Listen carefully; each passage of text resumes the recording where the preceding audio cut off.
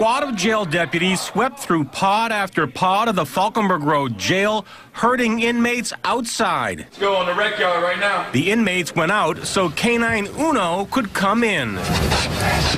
This specially trained dog from the Florida Department of Corrections sniffs out cell phones. Unchecked communication from an inmate inside the jail to someone outside the jail could certainly spell a lot of problems for us. Regular phone calls from jails are monitored by deputies, but calls on a smuggled cell phone are not. The DOC says cell phones in the cell block have been used to harass victims, coordinate escapes, and intimidate witnesses. Uno is one of only 2 dogs in the state trained and certified to sniff out cell phones. The dogs found more than 900 cell phones illegally smuggled into Florida state prisons last year. This is the first time ever a cell phone sniffing dog was brought into the Hillsborough jail. And he did find cell phones illegally brought into the jail, but not by inmates. The only phones that we found today were on contract employees. Those employees will be disciplined. We will talk to the contractors, and we'll continue to take measures to make sure that we keep these facilities secure and protect the public. It's illegal for anyone, even civilian employees, to bring cell phones behind bars. That's how big a security risk the sheriff's office believes cell phones can be. A hold down man, suitcase this, my cell phone and my charger, don't walk with a limp. Get it knocked off or missing, you gon' get it. Next time I see your ass, you gon' leave airlifted. Back to another episode of K-Fraud TV. Y'all hit that like and subscribe button. Make sure you hit that notification bell so you can see it first. I haven't posted in a couple days. You know, I had things going on with my family, you know, due to the virus or whatever. You know, my mom, she's actually, you know, she's doing chemo or whatever for her cancer. So once you start your chemo treatments, you're not allowed to stop them. So she literally still has to go to the hospital for her cancer treatments. And then I got to go down there with her and everything. And it's just all crazy. Everybody's got their masks on and the whole nine. But for the most part, I appreciate everyone that's been rocking with me. I hope all y'all like that tour I did through the abandoned prison. We're going to go ahead and get right into it on this one, though. For the most part, y'all seen the thumbnail. I'm going to be speaking on sniffer dogs. You know, those are dogs that are, like, trained, you know. They get brought in by the state. You know, they're even used not in prison. They're used in prison. They're used on the streets. But they're known to sniff out explosive, drugs, currency, blood, cell phones, anything you can think of. They're known to sniff them all out. And for the most part, the way that they actually train the dog is it's a hide and seek game to the dog, really. You know, like he doesn't want no phone that's found out in the opening. It's actually, they're trained to find hidden phones, you know, and stuff like that. And due to the fact that I had cell phones in prison, you know, I figured I'd make this video. But I'm going to go ahead and I'm going to show y'all a little clip so y'all could see, like, what it is I'm basically going to be touching the topic on. He's about a 3-year-old German pointer. We use rescue dogs for all our detection work as far as specialized cell phone detection dogs. They're all from shelters. Got several dogs that were on the kill list, so we saved them, and they came to work for the Department of Corrections. Check here. Hi, buddy.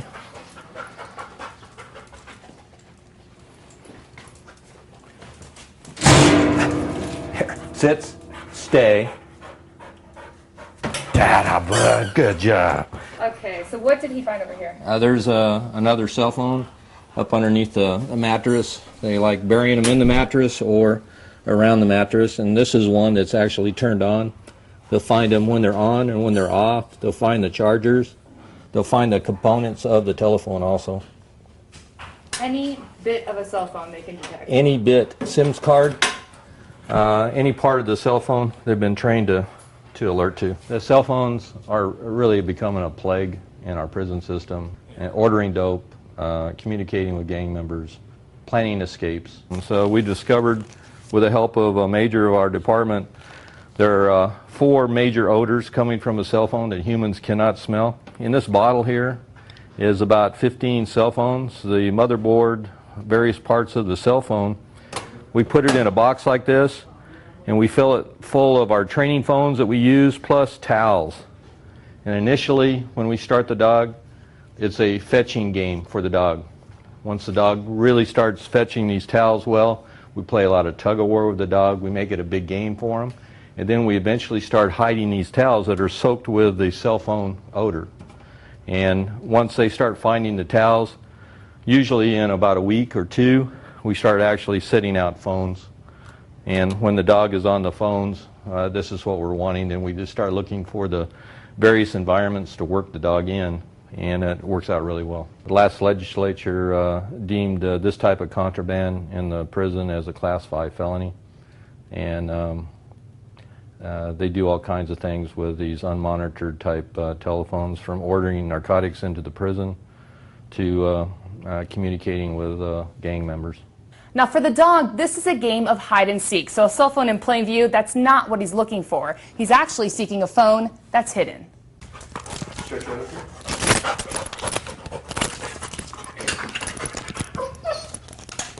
What you got?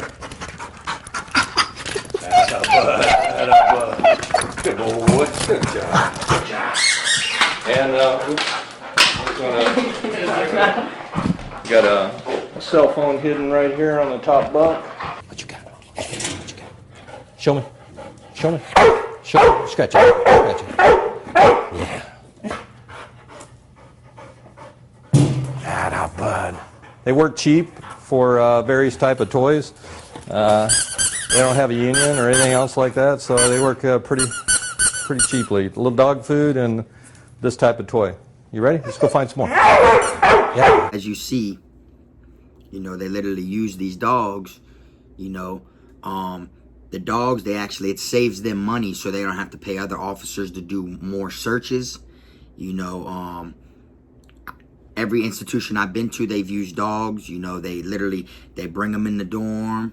You know, they make you stand outside your cell. You know, you can't even move when the dog comes around. You know, a lot of people be thinking the dog's going to bite you because they're not friendly at all. They're just so hyper and used to the person that is training them, that's walking with them, that you can't even move your hands when they walk near you, you know? So they walk them through. They'll bring them in the cell. They'll have them jump on each bunk. If it's an open bay, they'll have them walk over each bunk. If it's a two-man cell, they literally will pick them up and put them on the top bunk and let them walk up there and then help them jump down. You know, they do a thorough search. They try to look for phones or, you know, Tunchi, anything that they possibly can. And they've been using dogs for years. Now, they actually have paw programs, which are dog programs in prison also. One of the camps I was at, there was a work camp down the street, and a lot of people were going to the work camp and becoming part of the paw program.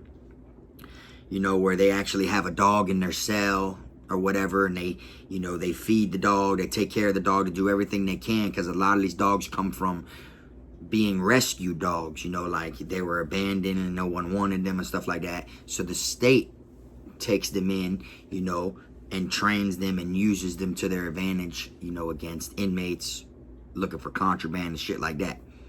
Now, I've literally had like a bunkie in the box who came from the work camp, from the paw program, and was telling me about his dog that he was taking care of. He had a dog that had 3 legs. You know, he was taking care of the dog or whatever. He told me the dog's name. I can't remember it right now. And he was speaking on, you know, I wanted to know, what is it like over there at the paw program? And, you know, he broke it all down to me and shit. That you literally got to walk them at night, which, you know, stuff like that. You know, things on the streets, you know, people get tired of walking their dog. You know, they just want to let them out, let them go out in their yard and stuff like that. You know, but in there, you know, you're at a work camp to where the population's way smaller than it is on a main unit, on a main compound. So by you being at the work camp with a smaller population and y'all get to, you know, handle dogs and stuff, you know, that's kind of cool. You know, people in there ain't seen, or, you know, you ain't seen or touched no real wildlife in years. So, you know, it's kind of cool. But the one thing that I don't like, to where I would have never been part of the paw program, was them same dogs that they got you like taking care of and everything. Those are the same dogs that they actually would go hit the main compound with. You see what I'm saying? So when me and my homeboy was in the box, like I said, and he was telling me about the dog he had at the paw program and all that shit, they actually came and shook down our compound, and he was yelling out the window to his dog, Like, they came over to our camp from the work camp with the same dog. So he went to confinement and they just had someone else taking care of that dog now. So in my eyes, I always looked at it like, yeah, you're at the work camp, you know, you're taking care of these same dogs and everything. You're part of the program of the same dogs that they're training to come at the main compound. For people like me whose custody wasn't low enough to go to a work camp, you know, you're basically helping the same dogs that they're gonna use against the other inmates at the main compound. Now, it wasn't like the inmates' fault or nothing like that. You know, they just want to be part of the PAW program, you know, whether they like to be around dogs or it's something different, you know. There's probably a higher population of people who wish they could be part of the PAW program than there is of people who don't want to be part of it. You know what I'm saying? So I don't look like they're in the wrong for it, you know what I'm saying, or anything like that. That's just what they want to be part of the PAW program. That's one step closer to the house because you get to go to a lower custody, you know, facility. But as you see, you know, they do use them against people. Some of the biggest like contraband busts have been, you know, with dogs and everything like that. And it's just crazy, you know, that they use them. But I'm gonna go ahead and I'm gonna throw another little video in here. I'm gonna let y'all see more of what it is I'm speaking on. You feel me?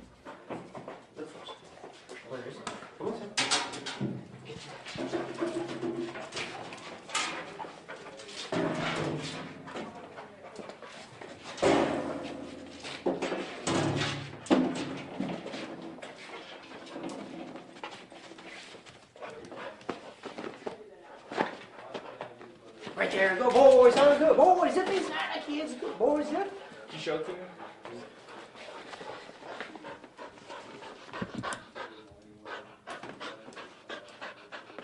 Perfect. Prisons and jails have a new tool to keep smuggled cell phones out of the hands of inmates. Sniffer Dogs help corrections officers find contraband such as Tobacco and cell phones within prison setting. And had him since April of this year. He's found cell phones, different narcotics, including marijuana, heroin, weapons. They will also find weapons due to transfer of odor. He's found syringes and other contraband that goes along with the drugs and contraband, such as tattoo needles and tattoo guns, prison-made tattoo guns. corrections officials have used drug-sniffing dogs for years.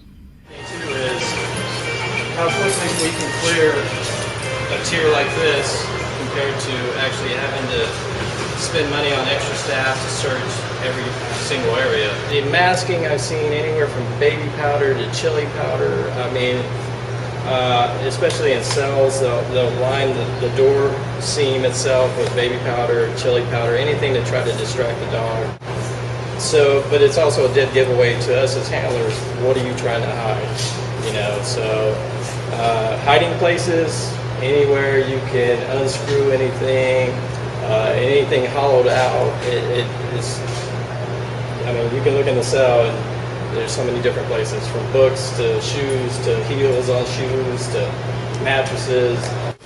Like I said, you know, they sniff out blood, phones, currency, drugs, explosives, you know, and in different countries and stuff, they're using these dogs to sniff out mines and stuff when they're walking through the woods, going to war, like in army bases and stuff like that, you know, like, they literally, like, they train these dogs to sniff that stuff out, and to the dogs, it's just a fun game of hide and seek, you know, when, as an inmate, you know, that's what you're doing, you're trying to hide the shit, you know, and, we do the same thing down here in Florida. They done in different places, you know, put something near on the floor when they first come in, put a bunch of pepper, or put some Bengay down there, or whatever you may want to put, so that way when the dog comes, he puts his nose right in it or whatever, and it'll knock his senses off, hoping they won't find it, you know, baby powder and stuff like that. We've done the same thing to try to get away with it down here in Florida.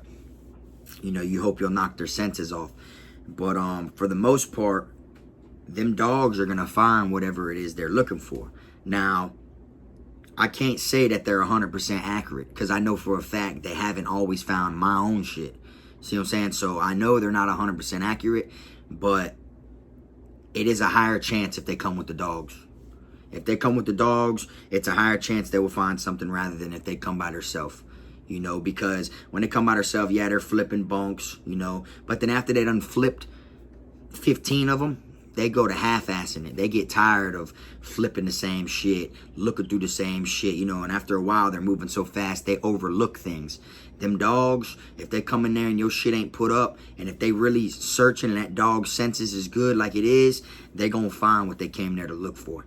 You know, there ain't that many of them in the state of Florida that are meant specifically to sniff out cell phones.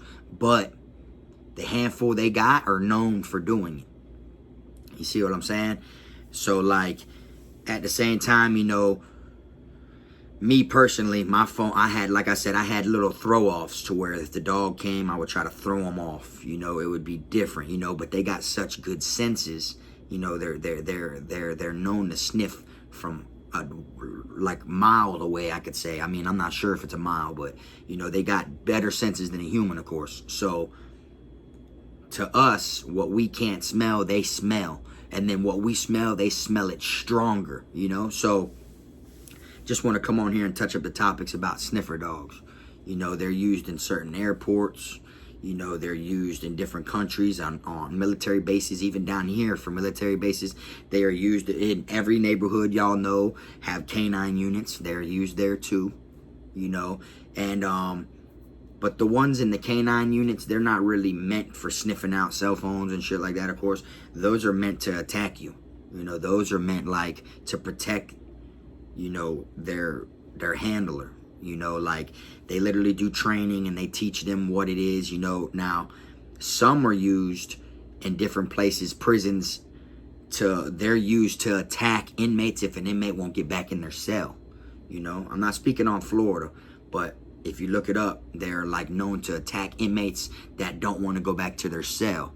You see, but mostly down here in Florida and different states, they're used for cell phones, you know, sniffing out Toon Tree and K2, fucking anything you can think of, you know, that's what they're used for down here.